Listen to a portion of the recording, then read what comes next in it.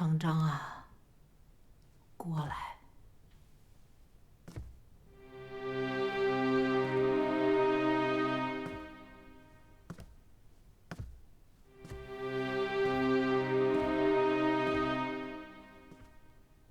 当着老祖宗的牌位，这件事应该有个了断了。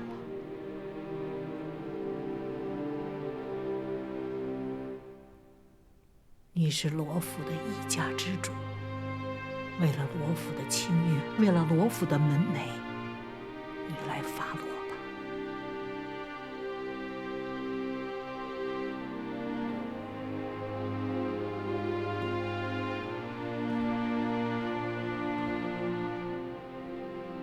来人，把乔月禅给我拖下去，杖责50，赶去田庄。爹爹不要啊！小娘身子弱，不愿替小娘受这50杖，求父亲饶了小娘。爹爹，小娘就算有错，但罪不至死，求爹爹开恩！别去求他们，起来！莲儿乖，轩儿乖，莲儿照顾轩儿，轩儿好好读书，啊！给我拖下去！放开！我自己走。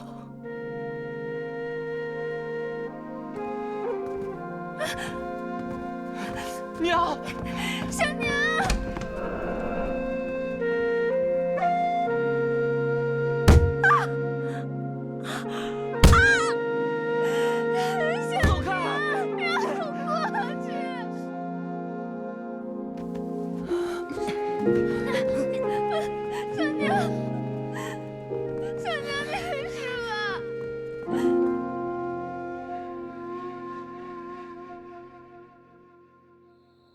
什么事儿这么着急啊？还神神秘秘的。嘘，六舅爷，跟我来。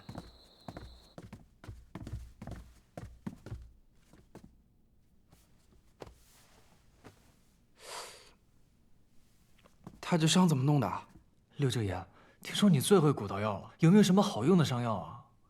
现成的伤药我也没有啊。你需要什么药告诉我，我去抓。就算找到了药材，制药也需要花时间啊。那你好歹想办法先让我们家公子醒过来啊！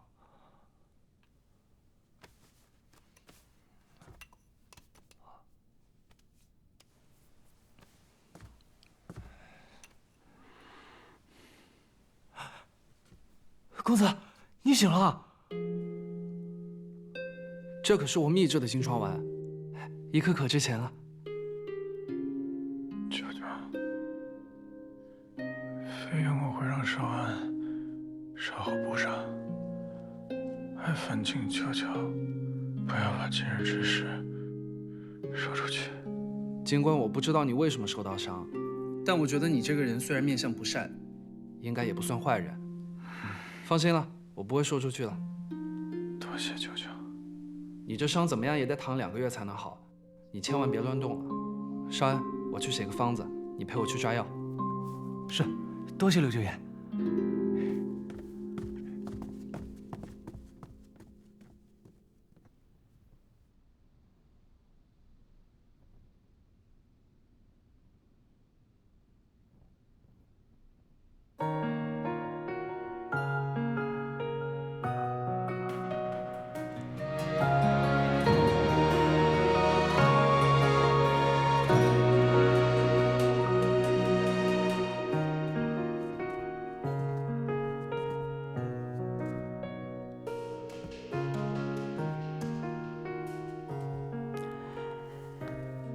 祖母，在你母亲的灵位前跪下。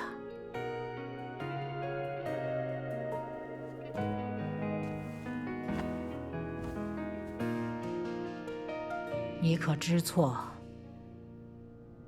祖母，我知道今日所行之事极为凶险，可是宜宁不觉得自己做错了。乔小娘陷害我母亲，毁其声誉，杀人诛心，我揭穿她，何错之有？既然你不知道自己错在哪里，那就一直在你母亲灵位前跪着，直到自己想明白了再来回我。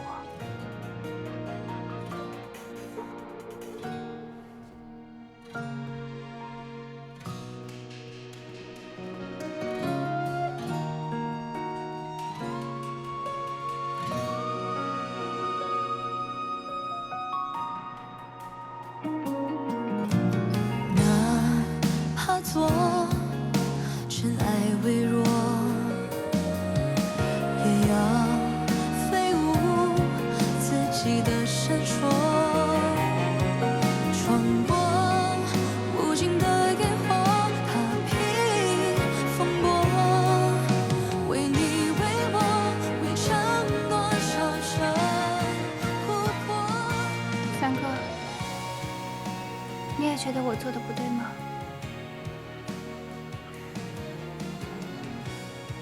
若你出事，即使洗清了冤屈，又有何意义？你母亲泉下有知，会心安吗？你为母洗冤势在必行，可无论你多心急，都得设法保全住自己。这次是侥幸了，下次呢？人活一世，会有一个又一个的目标想要去达成。倘若你总是这般不计后果，迟早会吃大亏。感谢三哥一直以来对我的相助。你可以说我行事冒失，不计后果，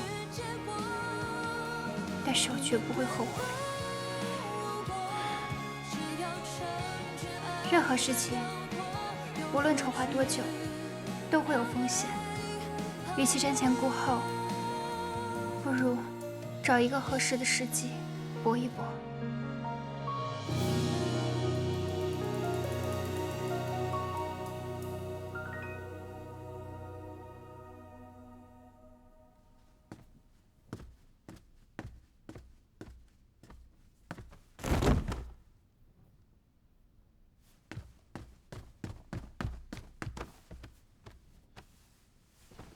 姨娘，姨娘，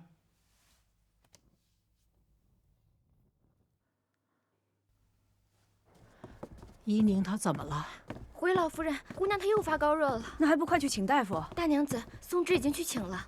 青渠呢？他不是懂医术吗？姑娘吩咐青渠安全地把孟大夫老小送出城，他还没回府。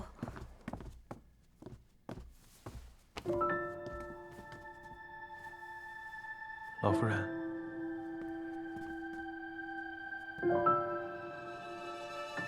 你回去吧，大夫马上就来了。啊。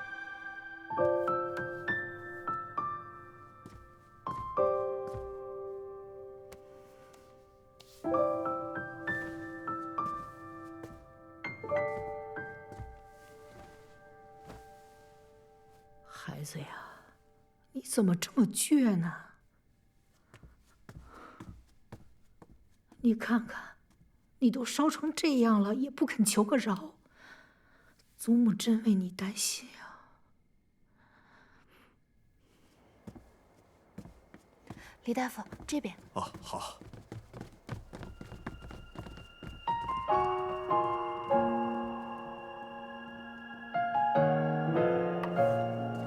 切记，莫让病人操心太过，忧思太甚，否则又会高烧不退。且一般的退烧法子都会收效甚灵。敢问杜大夫，若再发病，可有什么缓解之法？法子倒是有，只是寻常人都不太敢试。只要能缓解即可，还请杜大夫直言。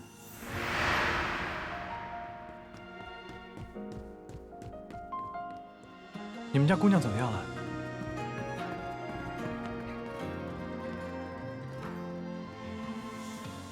母亲，怡宁这针也扎了，药也吃了，大半夜过去了，热度一点没退下来，反而越发烫了呢。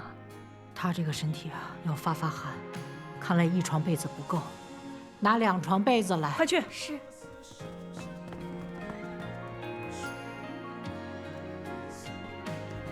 给我。不能干！让开让开！哎，你要干嘛呀？你给我出去！你去拿冰和酒来，越烈的酒越好，快去！不是，你这是要干什么呀，申远？万万不可的，他得了风寒，不能在雪上加霜了。难不成你要害他吗？我要是要害他，我让他在敬堂跪着就好了，我把他抱回来干什么呢？这不行。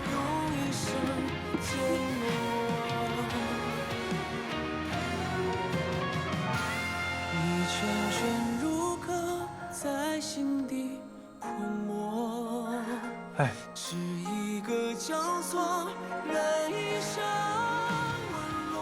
母亲，能试的方法咱们都试过了，但也没用。要不然让慎远试试吧。能有用吗？他简直是在胡闹。你们拿酒，擦他的四肢、前胸还有后背，只能擦这几个地方，其他的地方不可以擦，知道吗？快！不行，你这简直要害他。老夫人，您就信我一回行吗？他要是有任何的差池，我把我的命赔上。母亲，让慎远试试吧。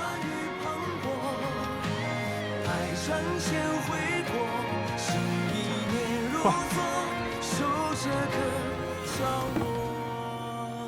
在罗府跟你抢证词的，确定是李应龙。回侯爷，应该是他的那枚扳指，我与他交手几次都见过，而且武功招式也一样。那份烧掉的，确定就是孙成武的证词。这个属下没有看清，但是李应龙拼死保护，应该没错。什么叫应该？什么都应该。不过，这倒让我觉得蹊跷了。李应龙这样一个沿海船队的人，像丧家之犬一样逃到京城，怎么会那么快就摸清了罗府的门路？舅舅怀疑这是故意掩人耳目，可是罗老夫人痛心罗老大爷。还有没有什么其他可疑之人？侯爷，远景阁那日，罗家七姑娘被人追杀，当时七姑娘穿着一件淡黄色的被子，属下记得，黑衣人劫走的女子也穿着一件淡黄色的被子。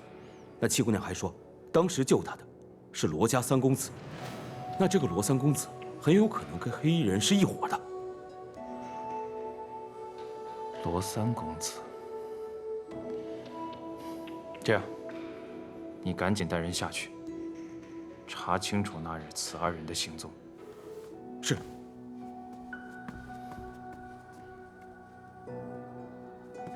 还有事？舅舅，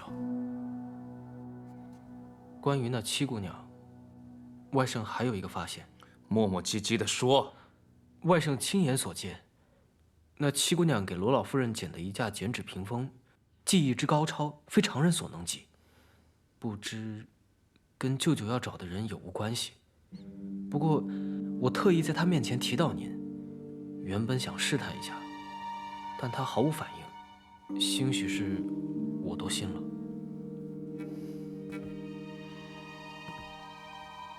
不管她跟梅梅有没有关系，这七姑娘绝对不是什么简单的角色。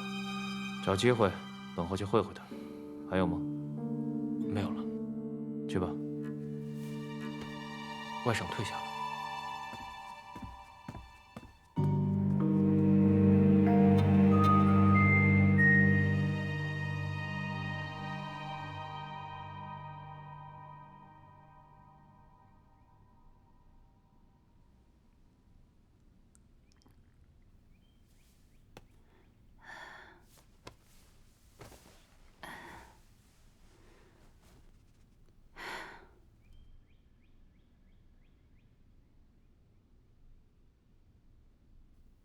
姑娘，你醒了。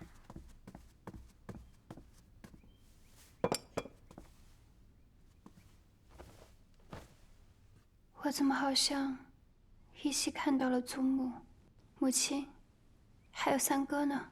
他们都守了您一夜，见您烧退了，才都回去。昨晚真是太惊险了。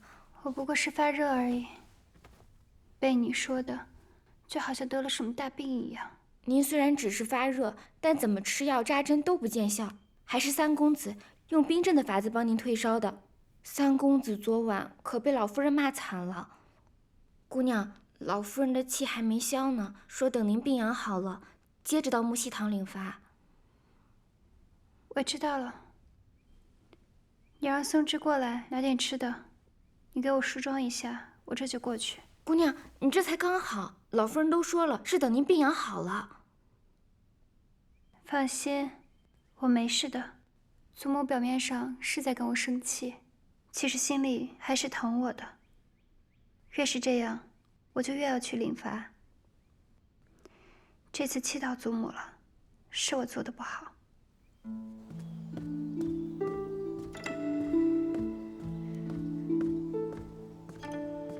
老夫人，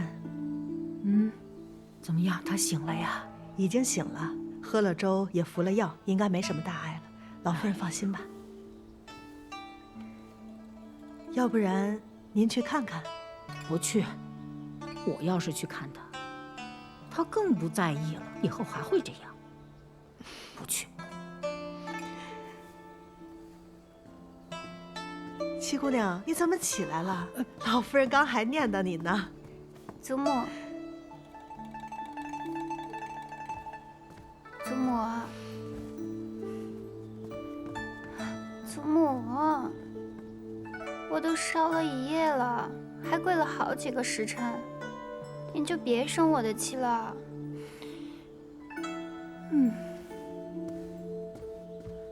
祖母，祖母，哎呀！头好疼啊！我该不会还在发烧吧？我这要把脑袋烧坏了，可怎么办啊？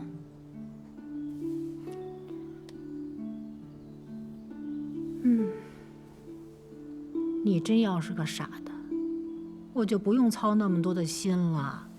我才不傻呢，我是祖母的开心果，怎么能傻呢？你只要不气我，你就是对我的孝顺。祖母，您的眼睛生得真好看哟！我定是随了祖母，才长得这么好。你这是在夸我呢，还是夸你自己呢？我刚才都闭着眼睛呢。就是闭着眼睛，祖母的心可比谁都亮堂呢，这心眼可通天。哦，我的心眼还能通天呐！哎呀，孩子呀，你这么讨好，也哄骗不了我。你跟我说，你这病刚刚好了，怎么就下床了呢？祖母，姨您知道错了，姨宁是过来给您赔不是的。说错在哪儿？错在不该让祖母担心。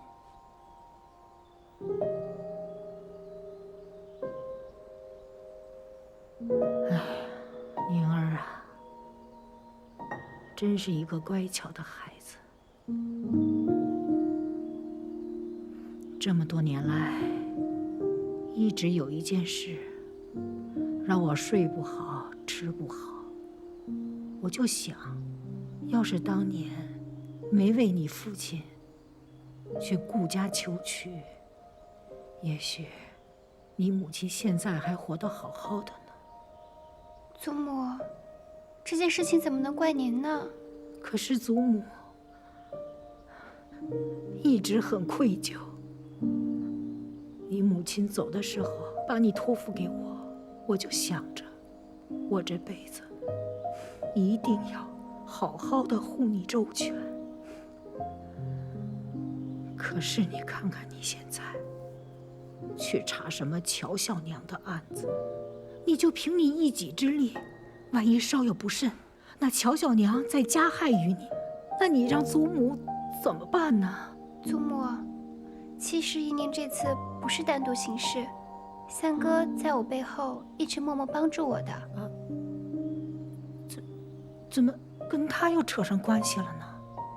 其实三哥真的是个好人。您看我头上这簪子，就是我母亲当年要留下来给我的，也是他从乔小娘那儿夺回来的。你看看，你一口一个三哥三哥的，看来他倒是帮了你不少。那你老实告诉我，你们兄妹之情什么时候开始那么好了？祖母，其实怡宁最近想起来很多小时候的事情。小时候我就经常欺负她，可是她从来不挠我。而且我也觉得时常和她同病相怜，都是因为生母的缘故，被父亲厌弃。可是好在我还有祖母、母亲啊。可是三哥就太可怜了。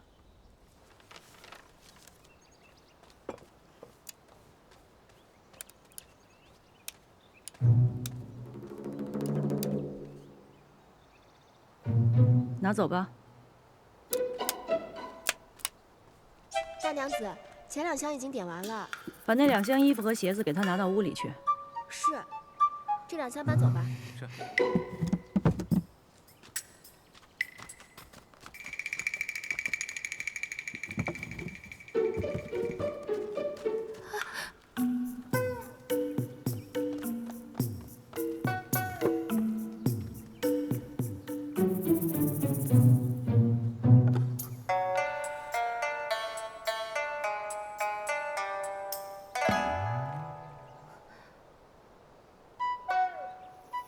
拿走。等一下，等一下，大娘子，这个镯子是我小娘进府时自己带来的，不能拿走。这镯子值多少钱，你知道吗？就凭你小娘那个出身，她进府前能有这样的好东西啊？这兴许是爹爹送给我小娘的。那好啊。那我们就去找你父亲当面对质，看看是不是他买的。你小娘这私账上清清楚楚的写着呢，她变卖了顾大娘子的陪嫁，大到屏风，小到衣服首饰，连一双鞋子都不放过，共计800贯。这只镯子是因为实在太贵重，她舍不得卖。这不可能！这些东西本该是属于怡宁的，被你小娘卖了个干干净净。现在东西找不回来了，钱也花了个七七八八。你要是想留住这箱东西，那你拿什么偿还给怡宁呢？还有，他这些年掌管罗府，留下了那么多亏空，自己倒是置办了不少家业。他哪来那么多钱呀？这是我小娘平时省吃俭用。我呸！他的月钱是有定数的，存10辈子也存不了这么多钱。他有几只手，偷了多少钱，你心里没数吗？还请大娘子手下留情，我们碧莲阁这日子总归还是要过下去的。轩哥马上就要参加秋闱考试了，总不能亏待了他吧？你碧莲阁该有的都有，桌椅、屏风、床榻、衣箱都各留了一套。府里按例发放的衣服、鞋子一个都没拿走。我是少了你吃穿，还是没给你们床睡？怎么就亏待他了？姑娘，又要装晕是吧？我告诉你，你少来这套。你要是真不服气，咱们就到大门外把事情摊开了说，让大家评评理。要不然你就别啰嗦，别怪我这个大娘子不容人。把剩下的东西通通搬走，给五姑娘腾个地儿，让她躺下。是。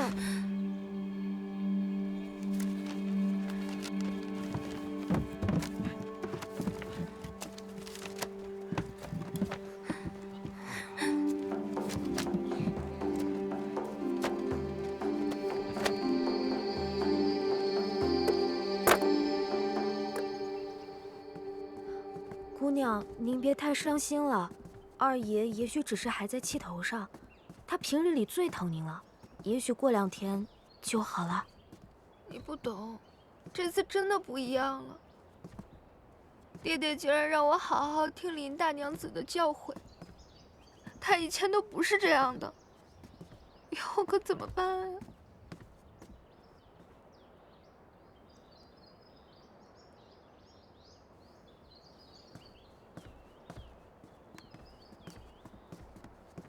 大姐姐为何一个人在此处绣花呀？五妹妹这是刚哭过，眼圈红红的。大姑娘有所不知，我家姑娘最近被欺负惨了，整日里一直在哭。英儿别说了，事已至此，我也怪不了任何人，只是今后实在是不知道该怎么办了。我劝妹妹放宽心些，少几个心眼子，也不至于落得多行不义必自毙的下场。大姐姐此话是何意啊？难道是听到什么闲言碎语了吗？小娘做的事情，我实在是不知道的呀。罗一莲，你真是把我当傻子吗？亏我一直真心待你，对你比对罗一秀还亲，你却只是把我当做对付罗一宁的工具。大姐姐明鉴，我绝对没有。让我去给程郎送诗，又骗我去捡罗带，成天在我面前说你们母女俩是如何被罗一宁母女迫害，你还敢说这些都不是你们母女处心积虑预谋好的？我不过是看你钟情于程郎，七妹妹仗着祖母疼爱与你争抢，实在看不下去了才帮你出的主意。至于那条罗带，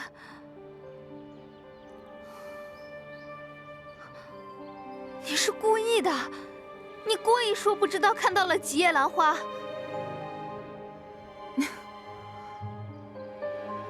我可不像你，一心只想着害人。我的确不记得当日是几叶兰花。怎么？你不继续扮你的楚楚可怜了？哼！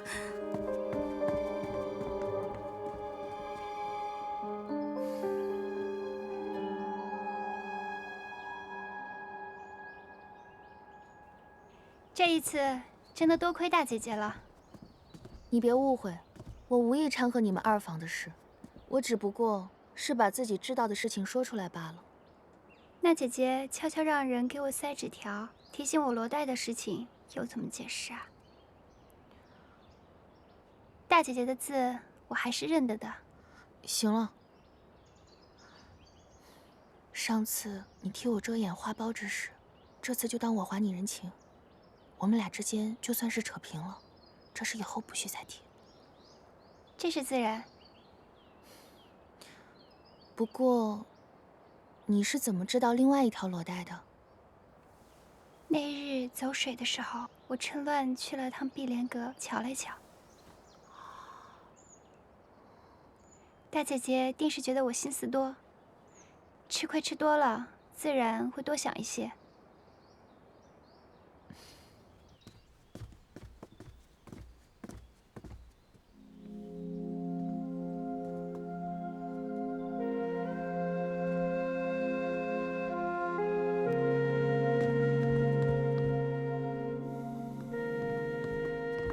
父亲，女儿正打算去找您呢。姨娘，为父听说你又病了，身体可好些？多谢父亲关心，女儿好多了。你来找我，是因为你母亲的事吧？女儿知道，父亲一向重视罗府清誉，不会将乔小娘送去官府。对此，女儿也并不强求。这么多年，辛苦你了，是为父错怪你了。只要父亲可以还我母亲一个公道，女儿并不觉得苦。女儿恳求父亲可以开禁堂，当众给我母亲一个解释。这是自然，为父已经知道你母亲的清白，为父一定会讨回一个公道。你好好养身体，其他事情就不要管了。雪芝，扶你小姐回去休息。是，姑娘，我们先回去吧。多谢父亲。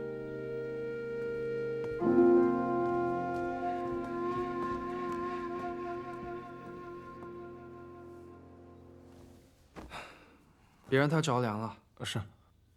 六舅爷，要不我们还是回即墨轩去疗伤吧？你放心吧，我大姐在账房整理碧莲阁的账，那恨不得天天住那儿，不到熄灯是不会回来的。你们就放心在我这儿治，我方便取药。好。倒是你呀，你是不是又没好好养伤啊？这伤口明明都快愈合了，又要崩了。啊，这是我搬了个盆栽就裂开了。不是我说你，你别自己整天整得像个花匠一样。你要是不想留下病根，就得静养。嗯，好的好的。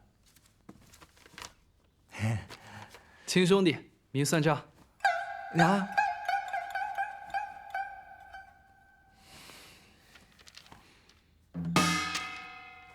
行了，有事儿呢你就让少安找我，我这人帮人帮到底，送佛送到西。好，哎，舅舅，我还真有一事相求。六舅舅，你拿来这么多汤药，我已经喝过许多了，而且今日母亲也给我送来许多汤药，我都已经要喝不完了。你又送来这么多，就不怕给我淹死？你身体初愈，还有些风寒未解，切不能大意啊。我送的这些全都是好不容易买到的上品。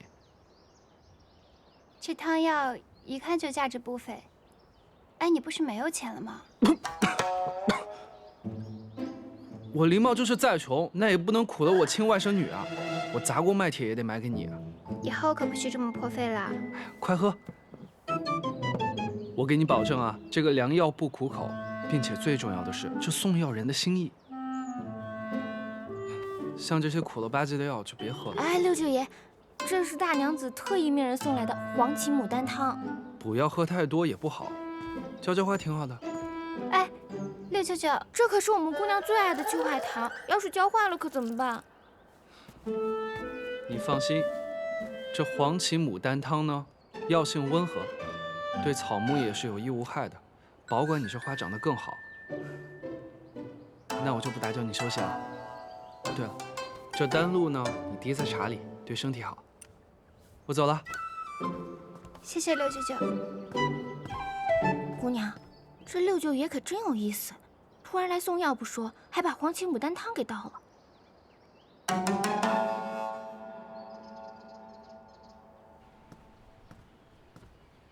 这三外甥送个药还躲躲藏藏的，这俩人该不会真闹别扭了？果然是小辈。幼稚。不过这三外甥哪儿来的药呢？李应龙留下的账本，夏勇师兄好不容易破解了，可他说这只是半本账本，怎么会只有半本呢？那剩下的账本在谁那儿？或许是在他当年哪个同党的手上。他的同党应该都死了呀。公子。那我让齐安去查一查，他的同党还有什么亲眷家属之类的。哦，对了，公子，齐安来信还说，陆家学的人正在四处打听宴会当晚你和七姑娘的行踪。我们的人按照你的吩咐，说是没瞧见过你俩。他突然打探我们的行踪，那偏院闹事那日，叶岩定是听到了些什么。那他会不会已经怀疑到公子头上了？没事儿，看看他们下一步要做什么吧，见招拆招。三哥，三哥，我听那日雪芝说我生病，你陪了我一宿，还说若我有不测，你愿陪我一同去。三哥。现在除了母亲和祖母，你便是对我最重要的人了。哎，这也不知道怎么回事，又觉得头不舒服。你说我该不会是又发热了吧？哼哼，我看你是好了。你又不是大夫，你怎么知道我好了？都能巧言令色了，定然是好了。那不是百草园的当路吗？六舅舅也给过我一份儿，你的这一份也是他给你的？对，六舅舅跟我说，可以把丹露每日往茶里面滴上几滴，可以补气。最近母亲和祖母让我喝的补药够多了，不如我让雪芝把我的这瓶也给你吧。不行，其他的补药你可以都不喝。但是这个丹露，你必须每日都往茶里面滴几滴。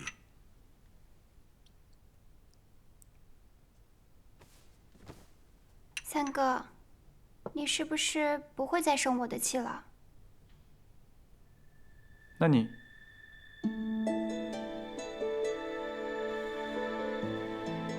先答应我，以后不许再以身犯险了。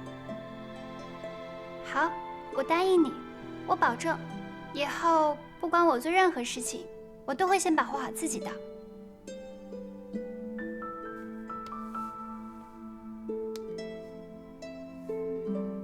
喝掉。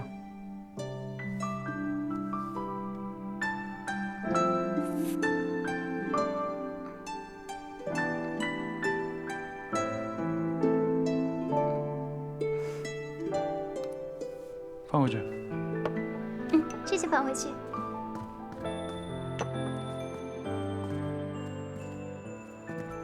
三哥，这龙涎香这么珍贵，你是哪里来的这么多银子？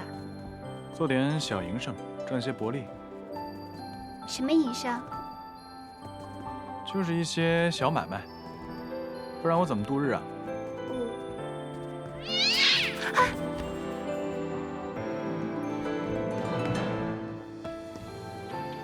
什么东西？公子不必担心，是只小猫。哦。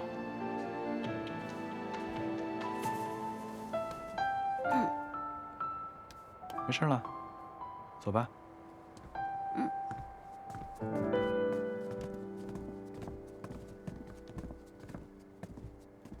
母亲，母亲，你什么时候来的？前几日我去采福院给您请安，您都不在。坐吧。您等久了吧？我应该让亲去给您捎个信儿去的。没事儿，这些天呢，我竟在盘点碧莲阁的东西，查出了不少乔小娘的私账，可算是查完了。正好等你的功夫，喝口茶歇歇。大娘子，怡宁，这些全是乔小娘当年私下变卖顾大娘子的陪嫁得来的。我想办法全部都寻过了，可惜时间太久，就换回来这几套首饰。他用变卖的钱置办了些产业，我都处理了，换回这些钱，你先收着。多谢母亲，时隔多年能找回这么多东西，一定费了很多周折。傻孩子啊，我能做的也只有这些。说到底，这些物件也只是个念想。顾大娘子真正希望的是你要过得好。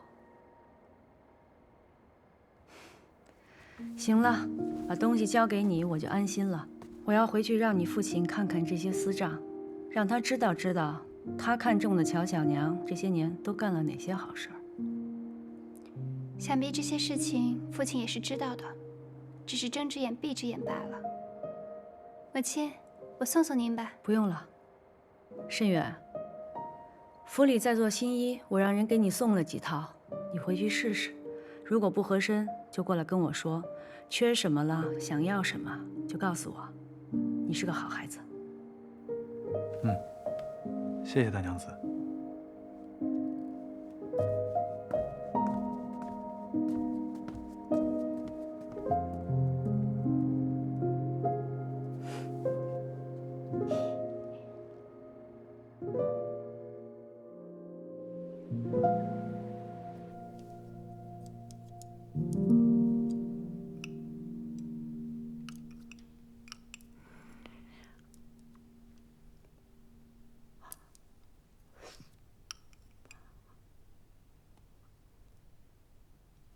我说你这个孩子，你吃饭就吃饭嘛，你老盯着我这张老脸干什么呀？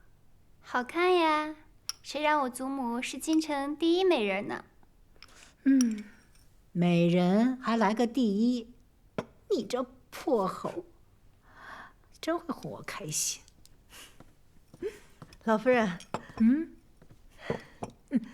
大娘子，主人送来了黄芪牡丹汤，她说啊，让我看着七姑娘喝下去。我才不喝这汤药呢，我不喝这药。七姑娘不喝药，身体怎么能好啊？祖母，喝了，风寒刚好，需要调养身体。你母亲也是为你好，喝了。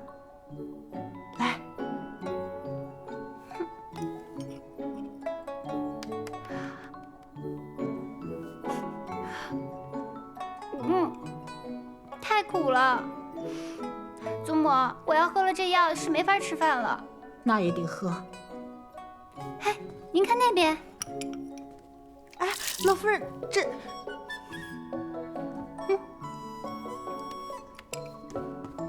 我没看见。你母亲问起来，我什么都不知道，不关我的事，我没看见啊。薛妈妈，你也什么都没看见。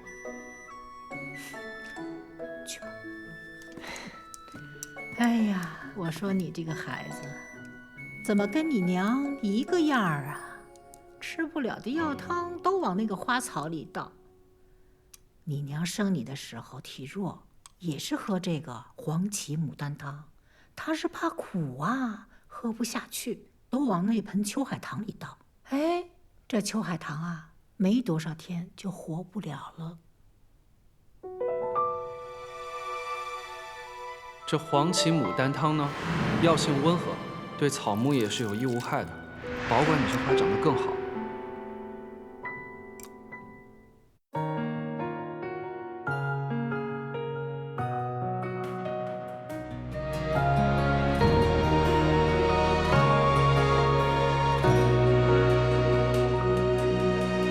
怕什么迷离扑朔，心跳里有光的下落，循着时光的脉